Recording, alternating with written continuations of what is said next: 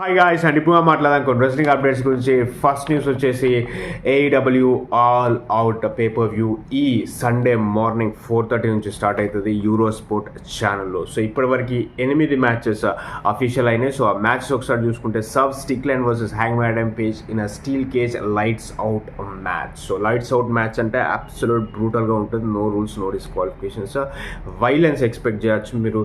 ఈ మ్యాచ్లో పీక్ లెవెల్లో ఉంటుంది Hangman Adam Page and Swerve Strickland. So ఇప్పుడు ఈ వీక్ డైనమైట్లో Hangman Adam Page Swerve Strickland కొనుక్కున్న తన చిన్నప్పటి ఇల్లుని కాలబెట్టడం కూడా జరుగుతుంది. So one of the greatest rivalries in professional wrestling అని చెప్పుకోవచ్చు వీళ్ళిద్దరి మధ్య. అండ్ ఈ మ్యాచ్ కూడా అంతే బ్రూటల్ అండ్ వైలెంట్గా ఉండబోతుంది ఆల్ అవుట్లో. సో నేను ప్రిడిక్ట్ చేస్తాను ఈ మ్యాచ్లో సబ్ స్టిక్లాండ్ గెలిచే ఛాన్స్ ఉంది.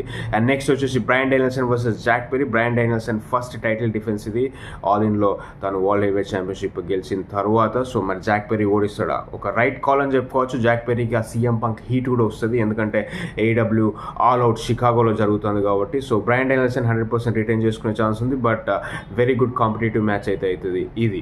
అండ్ నా pick Bryan Danielson. And next Pac versus Will Ospreay for the international championship match. And Pac గెలిచే ఛాన్స్ లేదు. తను లేటెస్ట్గా ఆల్ ఇన్లో ట్రయోస్ ఛాంపియన్షిప్ గెలవడం జరిగింది. బట్ విల్ ఆస్ప్రే ఓడించి ఇంటర్కాంటినెంటల్ ఛాంపియన్షిప్ గెలుస్తానైతే నేను ఎక్స్పెక్ట్ చేయను. స్టిల్ ఇంటర్నేషనల్ ఛాంపియన్గా విల్ ఆస్ప్రే బయటకు వస్తాడు ఆల్ అవుట్ అయిపోయిన తర్వాత. And next Willow Nightingale versus Kris Statlander in a street fight match, Chicago street fight match. And ఇందులో విలో నైటింగేల్ గెలిచే ఛాన్స్ ఉంది. అండ్ వీళ్ళ ఫీల్డ్లో ఇది ఫైనల్ మ్యాచ్ అయ్యే అవకాశం కూడా ఉంది. And next MJF versus Daniel Garcia blood food match. వీళ్ళిద్దరి మధ్య కూడా మనందరూ తెలిసింది ఎంజేఎఫ్ ఫస్ట్ డానియల్ గార్సియాని అటాక్ చేస్తాడు, దాని తర్వాత ఆల్ ఇన్లో షో అప్ చేస్తాడు డానియల్ గార్సియా.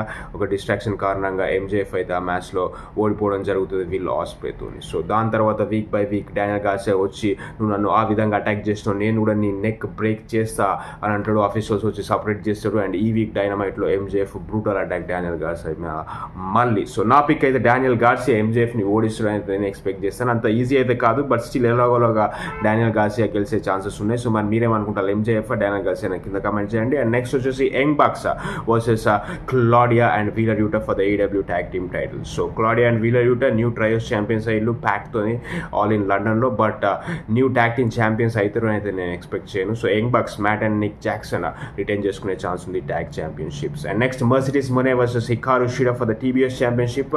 సో మర్సిడీస్ మొనేతో ఉండే Kamille banned from ringside. So తను బ్యాండ్ అయినా కాకపోయినా నాకు తెలిసి మర్సిడీస్ మొనే ఇప్పుడు అప్పుడే ఆ టీబీఎస్ ఛాంపియన్షిప్ లూజ్ అయ్యే ఛాన్స్ లేదు. సో షిడాని ఓడించి మొనే తన ఛాంపియన్షిప్ రిటైన్ చేసుకుంటారు. నెక్స్ట్ ఒకాడా కాంటినెంటల్ ఛాంపియన్షిప్ మ్యాచ్ ఉంది ఫ్యాటల్ 4-way. సో దాని క్వాలిఫైయర్స్ మనకి ఏడబ్ల్యూ కొల్యూషన్లో జరుగుతాయి ఫ్రైడే రోజు, అంటే సాటర్డే మార్నింగ్ వస్తుంది. సేమ్ స్మాక్ డౌన్ టైమింగ్కే ఏడబ్ల్యూ కొల్యూషన్ కూడా ఈ వీక్, ఎందుకంటే సండే మనకి ఆల్ అవుట్ జరుగుతుంది కాబట్టి. సో ఎవరు క్వాలిఫై అయినా ఎవరు గెలిచినా ఈ ఫ్యాటల్ 4-wayలో ఒకాడా తన ఛాంపియన్షిప్ అయితే రిటైన్ చేసుకుంటాడు. స్టిల్ కాంటినెంటల్ ఛాంపియన్గా ఏడబ్ల్యూ ఆల్ అవుట్ నుంచి అయితే బయటికి వస్తాడు. సో అది స్టోరీ గైస్, అది ఆల్ అవుట్ ప్రిడిక్షన్. సో మరి మీరేమనుకుంటారు అండ్ మీరు వాచ్ చేస్తారా ఏడబ్ల్యూ ఆల్ అవుట్ లేదా ఈ సండే మార్నింగ్ 4:30 అనేది కింద కమెంట్ చేయండి. అండ్ అంతేకాకుండా టీఎన్ఏ గురించి మాట్లాడుకుంటే Jordan grace TNA knockout champion ఒక ఓపెన్ ఛాలెంజ్ అయితే చేసింది నెక్స్ట్ వీక్ ఎన్ఎక్స్టీలో. సో మరి ఎవరు ఆ ఓపెన్ ఛాలెంజ్ని యాక్సెప్ట్ చేసి వస్తారు అనేది మీరేమైనా అనుకుంటారా కింద కమెంట్ చేయండి. అండ్ అంతేకాకుండా Giulia versus Roxanne Perez CW October 2nd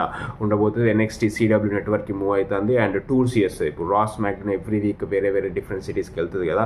NXT only performance సెంటర్లో చేస్తుంది ఎవ్రీ వీక్ ఓర్లాండోలో. బట్ అలా కాకుండా ఒకసారి NXT CW October 1st move అయిపోయిన తర్వాత ఎవ్రీ సిటీ టూరింగ్ అయితే చేయబోతుంది రా అండ్ స్మాక్ డౌన్ లాగానే. సో అందుకే షికాగో ఆల్ స్టేట్ ఎరీనాలో జరుగుతుంది ఈ మ్యాచ్, ఈ episode first ever NXT episode on CW network. Roxanne Perez versus Giulia main event ఉండే ఛాన్సెస్ ఉన్నాయి. 100% జూలియా రాక్సెన్ని ఓడించి న్యూ ఎన్ఎక్స్టీ ఉమెన్స్ ఛాంపియన్ అవుతుంది October 2nd.